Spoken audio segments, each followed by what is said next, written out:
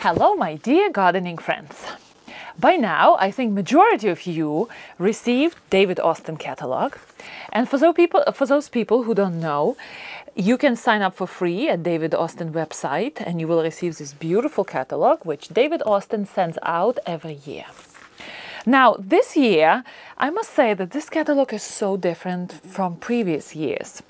Previous years, we used to receive a very good booklet filled with all the detailed description of roses. So whatever you can see on the internet, all the hardiness zones, growing sizes, all sorts of requirements which we need to know about roses were on the internet, on the website, and in the book.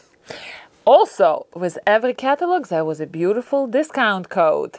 This year, this is a beautiful book, 2022 David Austin Roses, but they don't have a discount code and the descriptions are not there for all the roses and not all the roses are included. It's more of a magazine type of brochure. So if I want to research my roses and do comparison, I cannot do it with this book. I cannot sit somewhere in my beautiful chair, read this book and do all the notes and compare what's best for health, what's best for height, what particularly suits my garden corners. You can't do it really with this book. You have to go on the internet and do it on David Austin website. So these are just two things about this year's David Austin catalog. But this video would be an answer to Mike's request, who just messaged me yesterday and he said that he received this catalog and he doesn't know what to do with all the choices. So this video, I'm going to walk you through all the choices, all the characteristics which David Austin puts on his rose description, and I will share you my experience, how I decided for this or that particular rose.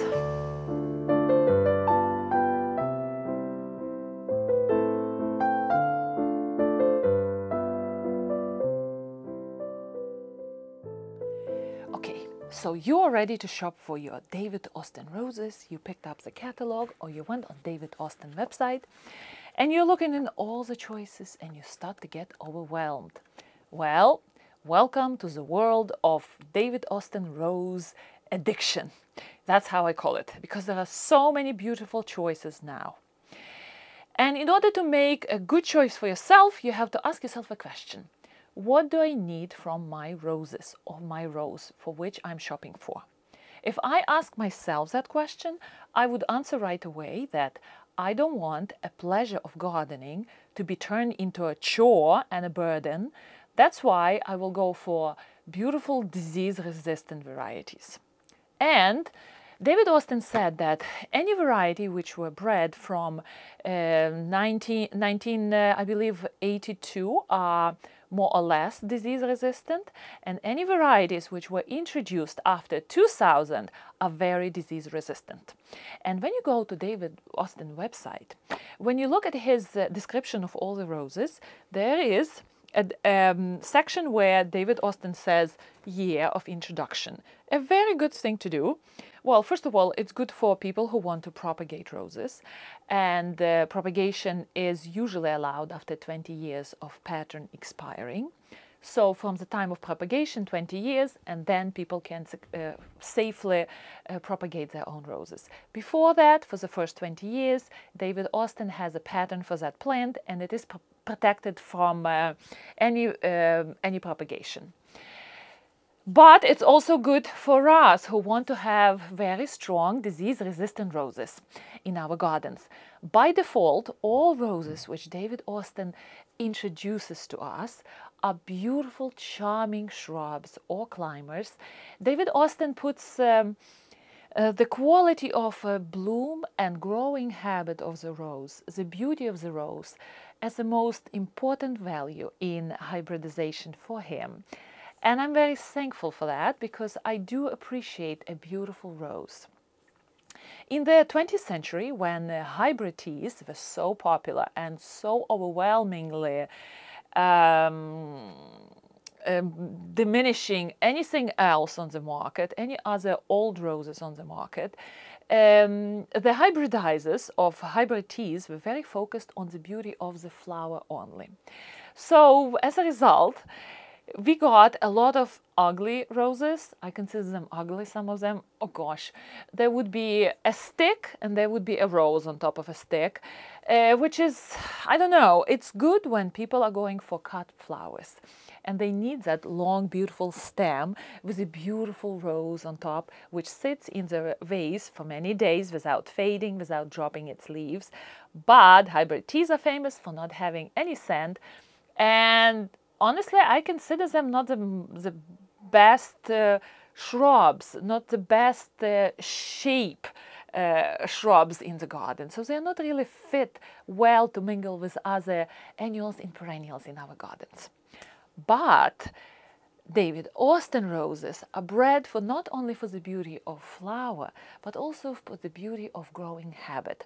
So majority of shrub roses, all of them, are forming very attractive, harmonious growing shape of the shrub, and they mingle very well with all other roses, with all other plants, annual, perennials, and shrubs in the garden. All right, let us look at David Austin website, and let's look, for example, at Lady of Shalott, a rose which I have in my garden and which has a prime spot in my garden. So here we go. At the beginning, I like these stars, and usually David Austin has, let me just move it here, 1 or 2 stars near his most successful roses, and this one has best for flowering. I like to have roses which have other star, best for health. And again, majority of roses which are introduced after 2000 by David Austin are disease resistant. Now, when you look here further, of course, we have color here. We have fragrance, and again, fragrance is very personal. Some rose fragrances I don't like. I know that they're very strong, but not my particular favorites. I really like my generous gardener fragrance, and fragrance is generally a very personal thing, so a lot of people will like one fragrance over another. So that's a personal consideration. Next thing we have a bloom size, and anything over 3.5 inches wide would be large bloom size, and it's the size of flowers only, not the size of the shrub. So Lady of Shalott has large blooms. Yes, I have this beauty in my garden, and it has beautiful large blooms. Another thing to consider, repeat flowering. Majority of David Austin roses are repeat flowering roses. That's another consideration what David Austin wanted in his roses. He wanted a repeat flowering roses. And in his breeding effort, he was going after that feature in all of his roses. Now, as for size, very important thing to consider. We have to keep in mind for people who shop in the United States for David Austin roses, you have to keep in mind that our climate, especially southern climate in the south, is much warmer than rainy Great Britain's climate, and roses are doing much better there. They are bigger in size generally. Now, I garden zone 6-7 coastal Connecticut, and this number which David Austin gives here, it is true for me. But going more to the south, zone 8-9, this number would be higher for those warmer climates. So keep that in mind. Also, this number is given for roses which are 3 years old, 2, 3, 4 years old, more of established shrub. So keep that also in mind, that if you plant a young shrub, it's not going to reach this size right away. It's going to take at least 3 years for your rose to get well established in the ground and create this height. And if you live in warmer climates, the height and the width would be bigger. Now let's move further on here. Here, this section, we have what this rose is good for. Again, David Austin roses, because they have such a good, not only the beauty of the flower, but the growing habit. They form such a balanced shrub that majority of them fit into mixed border and fit into rose hedges. They mingle very well with all other plants in the garden. They look very well as a specimen plant on their own. And they're just a very versatile rose in the garden. No more. We don't need to have just roses. We can mingle them successfully in the garden and they perform very well. Now, this one is a very important thing. The roses I have in my garden are not really good for cutting. Lady of Shalott is good for cutting, but I wouldn't say that it performs as well as hybrid teas. Remember, hybrid teas are bred to withstand the bouquet and St. Valentine gifting. David Austin roses are famous for their more laxed, more graceful growing habit. And they, don't get me wrong, they look gorgeous in vases in the house, but I don't think that they are very long lasting. That's another thing of David Austin roses. But can you have everything in one thing, in one rose? I don't think so. So now let's move further on. Here we have availability of bare root roses and potted roses, and I just read a beautiful book by David Austin talking about his roses, and he said if bare root roses are planted at the proper timing, it's marginally better than potted roses. That was an interesting piece of information to find out. Now further on we have beautiful description, which is very interesting to read about roses, and then we move on to color. Now, colors, again, are very personal. Gosh, everybody loves their own colors, so that's for in the eyes of the beholder. The bloom size, we talked about it.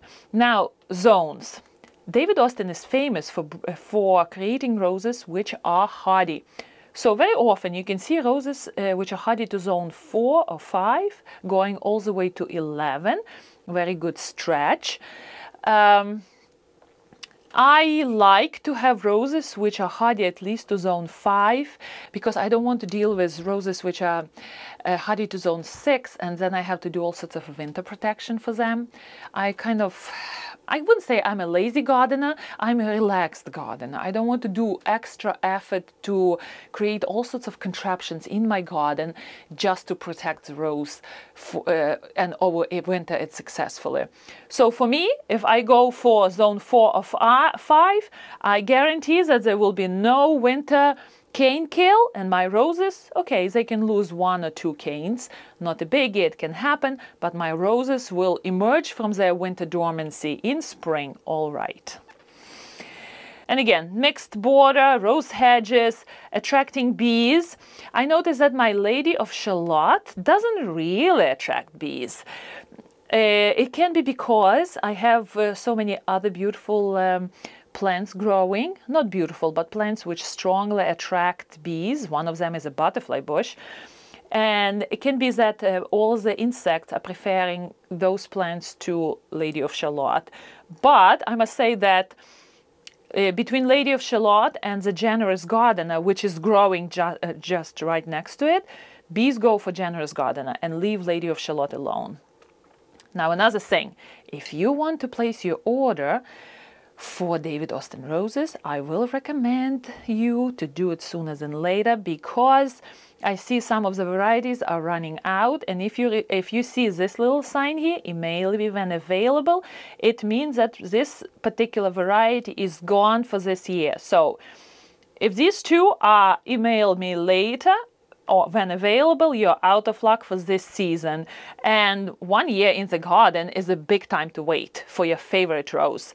So Mike, if you want to make your list of varieties, do it now and place your order sooner than later. Again, beauty is in the eye of the beholder, and choosing your own rose from many choices here in this catalog or on David Austin website can be quite exciting. Again, I want to remind you that all of these roses are bred for beauty and graceful habit of growth. So whichever rose you will choose from David Austin catalog, you're not going to receive an ugly shrub which will form an ugly growth. It would be beautiful, charming shrub which will pair well in your garden with all other plants, and you will enjoy it. So I hope this video was helpful. Give me questions if you have any under this video. Happy gardening, and I will see you next time. Happy shopping, Mike.